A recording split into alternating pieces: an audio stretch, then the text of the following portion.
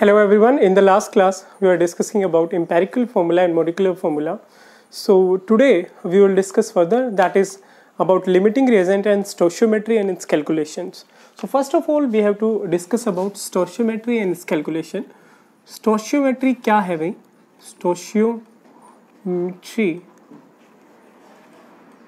and calculation related to that. So calculations क्या रहेंगी और स्टोशियोमेट्री क्या है, हम उसकी बात करेंगे. स्टोशियोमेट्री बेटा हमारे पास होती है कि कोई भी पर्टिकुलर एलिमेंट जो है वो एलिमेंट अगर रिएक्ट करता है किसी दूसरे एलिमेंट के साथ तो कोई प्रोडक्ट बनता है. ठीक है, स्टोशियोन का मतलब हमारे पास यहाँ पे होता है नंबर से और मीट्रोन का मतलब होता है मेज़र करना. तो चीज़ों को मेज़र करना कैसे?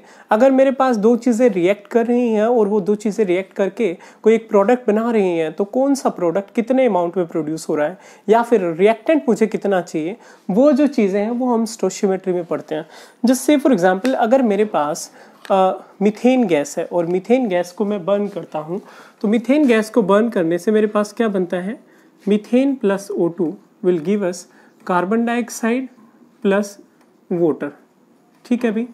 अब मीथेन और O2 को, मीथेन को ऑक्सीजन के प्रेजेंस में बर्न करने से कार्बन डाइऑक्साइड और वाटर बना. सबसे पहले हमें क्या करना पड़ेगा, सबसे पहले हमें इसकी बैलेंस्ड केमिकल इक्वेशन लिखनी पड़ेगी. Balanced chemical equation. तो बैलेंसिंग ऑफ केमिकल इक्वेशन आप लोग 10th क्लास में बहुत डिटेल में स्टडी कर चुके हो फर्स्ट चैप्टर में. तो उसमें आप लोगों को कुछ खास नहीं, आपको ये देखना है कि राइट हैंड साइड में और लेफ्ट हैंड साइड में आपके पास कितने कितने एलिमेंट्स प्रेजेंट है. फिर आपको एक सूटेबल नंबर से मल्टीप्लाई करना है ताकि दोनों तरफ जो रिएक्टेंट साइड है और जो प्रोडक्ट साइड है उस तरफ नंबर ऑफ एलिमेंट्स इक्वल हो जाए. जैसे अगर मैं यहाँ की बात करूँ तो हमें O2 को मल्टीप्लाई करना पड़ेगा और यहाँ भी हमें वाटर को मल्टीप्लाई करना पड़ेगा 2 से. तो CH4 को अगर मैं 2 ऑक्सीजन से मल्टीप्लाई 2 O2 हमारे पास हो जाता है तो carbon dioxide plus 2 water produce होते हैं. तो हमारे पास क्या हो गया भाई, 2 ऑक्सीजन 4 ऑक्सीजन, 2 दूनी 4 ऑक्सीजन, 4 हाइड्रोजन, 2 दूनी 4 हाइड्रोजन, 1 कार्बन 1 कार्बन. तो ये जो रिएक्शन है ये हमारे पास बैलेंस हो गई क्योंकि दोनों तरफ एलिमेंट्स जो है उसकी क्वांटिटी या फिर नंबर जो है वो सेम हो गया.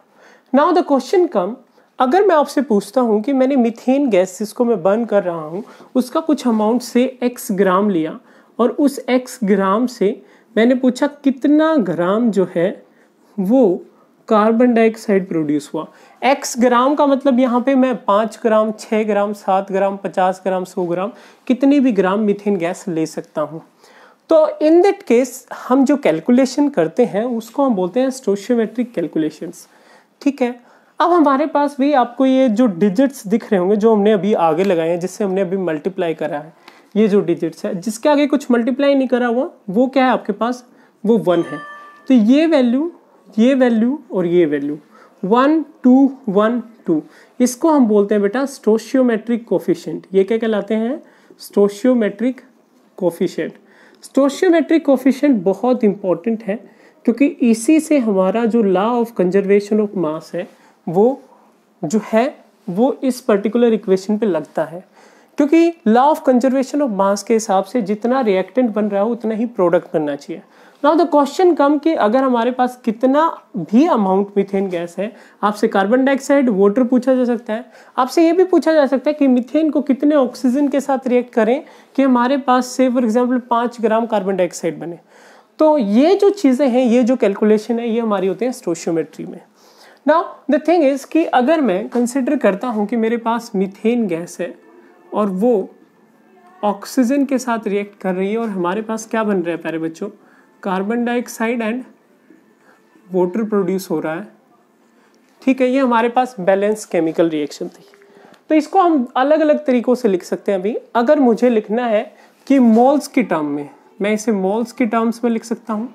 मैं बताता हूँ मैं क्या लिख सकता हूँ, ग्राम्स की टर्म्स में, वॉल्यूम की टर्म्स में हम लिख सकते हैं. सबसे पहले हमें ये देखना पड़ेगा कि बैलेंस केमिकल इक्वेशन के हिसाब से हमें कितने मोल्स जो मीथेन के हैं वो कितने मोल ऑक्सीजन के साथ रिएक्ट कराना है.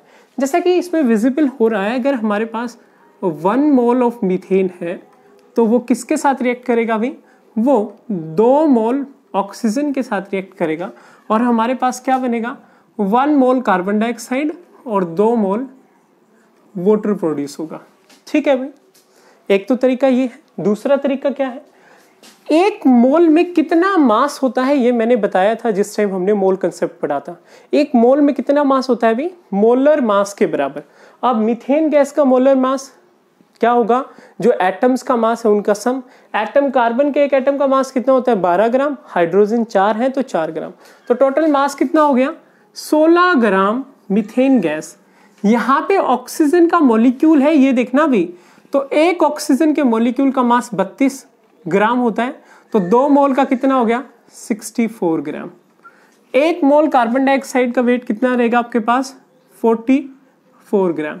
2 मोल वाटर, 1 मोल 18 होता है, 2 मोल कितना हो जाएगा अभी, 36। मतलब क्या है कि 16 ग्राम मीथेन 64 ग्राम ऑक्सीजन के साथ रिएक्ट करेगा तो 44 ग्राम कार्बन डाइऑक्साइड और 36 ग्राम क्या बनेगा अभी, वाटर प्रोड्यूस होगा। अब वॉल्यूम की अगर बात करूं सेम लाइंस पे, हमें पता है 1 मोल में कितने वॉल्यूम होते हैं, 22.4 लीटर। ठीक है, तो अगर 1 मोल है तो भी 22.4 लीटर मीथेन।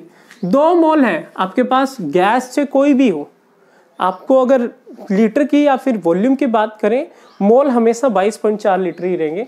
यहाँ पे क्या आ जाएगा, 44.8 लीटर। यहाँ पे क्या आ जाएगा भाई, 1 मोल मतलब 22.4 लीटर। यहाँ पे क्या आ जाएगा, 44.8 लीटर। तो आप देखिए अगर मैं 22.4 लीटर को 44.8 लीटर ऑफ ऑक्सीजन से रिएक्ट कराता हूँ तो 22.4 लीटर कार्बन डाइऑक्साइड और 44.8 लीटर क्या बनता है, वो वाटर प्रोड्यूस होता है। So in this way we can write it down. Now the thing is कि आपसे क्वेश्चन पूछा जा सकता है। क्वेश्चन कैसे हो सकता है अभी, क्वेश्चन ऐसे हो सकता है, calculate the amount of CO2 produce. आपसे पूछा जाता है calculate the amount of CO2 produced by 32 gram of oxygen. 32 gram oxygen से कितना अमाउंट कार्बन डाइऑक्साइड प्रोड्यूस होगा भाई। तो अगर आपसे ये क्वेश्चन पूछ लिया जाए तो आप कैसे कैलकुलेट करेंगे। अभी हमने ये दिखाया कि 64 ग्राम से 44 ग्राम बनता है। 64 gram of oxygen will produce 44 gram of carbon dioxide. अब बेटा अगर मैं इसको आधा कर देता हूं तो मेरे पास क्या होगा, ये कैसे आएगा, 44/64 इंटू 32, ये कितना आ जाएगा भाई, ये हमारे पास आ जाएगा 22 ग्राम। तो ये एक सिंपल अंडरस्टैंडिंग है कि कितने अमाउंट से कितना अमाउंट हम प्रोड्यूस कर सकते हैं। अब आपसे यही चीज इंटरचेंज करके भी पूछा जा सकता है। आपसे ये पूछा जा सकता है amount of CO2 produce in litre. आपसे ये पूछा जाता है इन लीटर, या फिर वॉल्यूम ऑफ CO2 प्रोड्यूस पूछ लिया जाए तो भाई आपको पता है 64 ग्राम O2 से 44 ग्राम बनता है, 32 ग्राम से 22 ग्राम बनता है।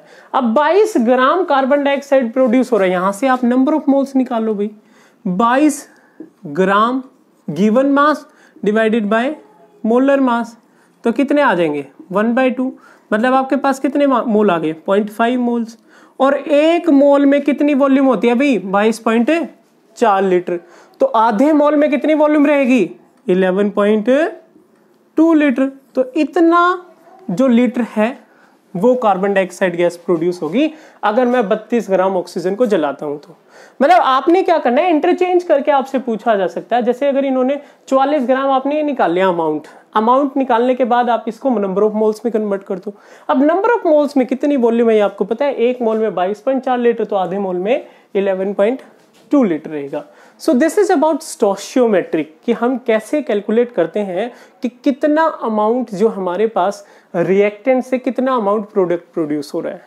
अब हमारे पास इसमें एक चीज आती है बेटा, इसी पर्टिकुलर टॉपिक के अंदर ही इंक्लूडेड है, दैट इज लिमिटिंग रिएजेंट।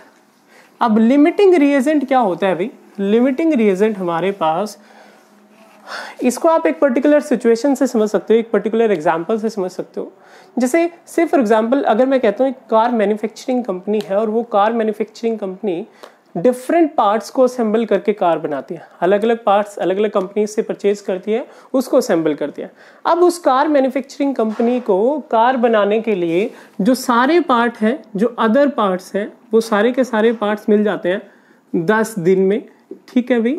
और जो मेन पार्ट है वो इंजन जो है वो उसे मिलता है 15 दिन में। तो एक कार को प्रोड्यूस करने में हमारे पास कितने दिन लगेंगे भाई? जब तक इंजन नहीं आएगा तब तक कार नहीं बनेगी, तो हमें कितने दिन लगेंगे? 15 दिन लगेंगे, ठीक है।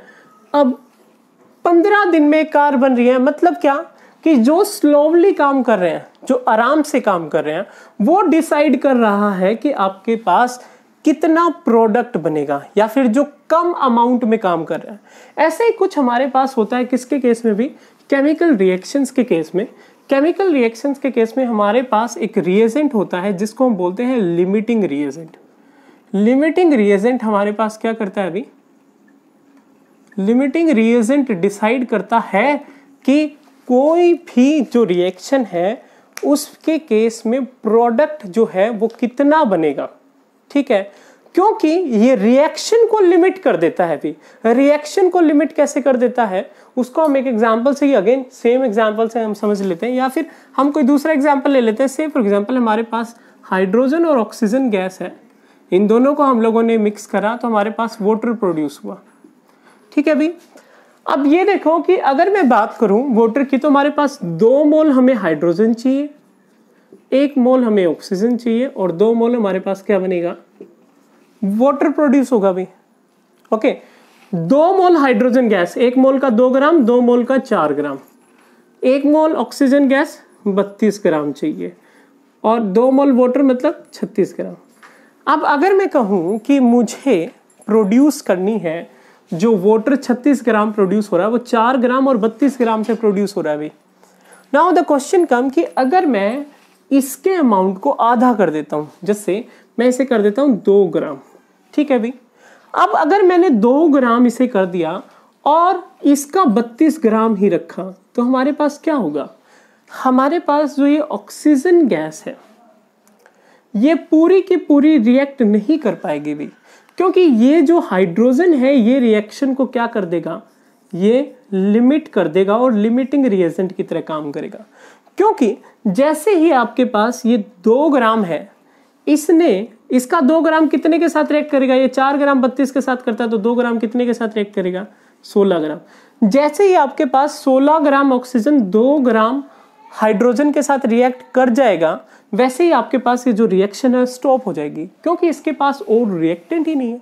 सो जो पर्टिकुलर रिएक्टेंट लिमिट करता है रिएक्शन को, उसको हम लोग बोलते हैं प्यारे बच्चों लिमिटिंग रिएजेंट। अब बेटा अगर ये डिसाइड करेगा कि प्रोडक्ट कितना बनेगा, तो आपके पास अगर कैलकुलेशन में पूछा जाए तो आपने सबसे पहले क्या कैलकुलेट करना है कि लिमिटिंग रिएजेंट कौन सा है, और लिमिटिंग रिएजेंट कैलकुलेट करके आपने क्या करना है? आपने अमाउंट ऑफ वाटर प्रोड्यूस निकालना है। अब 4 ग्राम से 36 ग्राम बन रहा था, अभी 2 ग्राम से कितना बनेगा? ऑब्वियस ही चीज है 18 ग्राम बनेगा, क्योंकि ये आधा हो गया तो ये भी आधा हो जाएगा। अब सेम लाइंस पे हम चाहे तो ऑक्सीजन को भी लिमिट करा सकते हैं। कैसे? यहाँ पे देखिए हमारे पास ये 4 ग्राम रिएक्ट करता है 32 ग्राम के साथ। Now question, now the thing comes कि आपने क्या करना? आपने इसको 16 ग्राम कर दिया, ठीक है, और इसको 4 ग्राम ही रखा। अब आप सोच रहे होगे सर ये कम है तो ये लिमिटिंग रिएजेंट है। नहीं भाई, लिमिटिंग रिएजेंट अब ये काम करेगा क्योंकि इसका 4 ग्राम इसके 32 ग्राम के साथ रिएक्ट करता है, लेकिन हमने इसको 16 ग्राम कर दिया, तो ये कितना हो गया? ये आधा हो गया। तो ये 16 ग्राम 2 ग्राम के साथ रिएक्ट कर जाएगा और इसका 2 ग्राम क्या रह जाएगा? भी बच जाएगा। तो इस केस में लिमिटिंग रिएजेंट का काम कौन सा कर रहा है भाई? पहले केस में तो हाइड्रोजन कर रहा था, अब की बार क्या कर रहा है? ऑक्सीजन कर रहा है। अब आपसे क्वेश्चन पूछ लिया जाए, इसका अमाउंट कम कर दे और आपसे क्वेश्चन पूछ लिया जाए कि ये 30 ग्राम ऑक्सीजन से कितना ग्राम वाटर जो है वो प्रोड्यूस होगा, ये बताओ। सबसे पहले तो आपने लिमिटिंग रिएजेंट फाइंड आउट करना है, क्योंकि हमने ऑक्सीजन के अमाउंट को इससे कम कर दिया, इसीलिए ये हमारे पास क्या रहा? लिमिटिंग रिएजेंट रहा। अब लिमिटिंग रिएजेंट ये है तो ये डिसाइड करेगा कितना प्रोडक्ट बन रहा है। 32 ग्राम से कितना बन रहा था भाई, 32 ग्राम से बन रहा था प्रोडक्ट 36 ग्राम, तो 30 ग्राम से कितना बनेगा, 36/32 गुणा में 30। ठीक है, अगर आपको ये देख के ना पता चले तो you will do one thing, आप नंबर ऑफ मोल्स कैलकुलेट कर लें भी, और जिस पर्टिकुलर सब्सटेंस के नंबर ऑफ मोल्स कम है वो डिसाइड करेगा कि कितना प्रोडक्ट बनेगा आपके पास। So in this way we can calculate the limiting reagent, and limiting reagent will decide the amount of product produced. तो limiting reagent की definition क्या रहेगी भाई, it is a reagent which limits the reaction or decide the amount of product formed. So limiting reagent क्या है, it is a reagent which limits the reaction और decide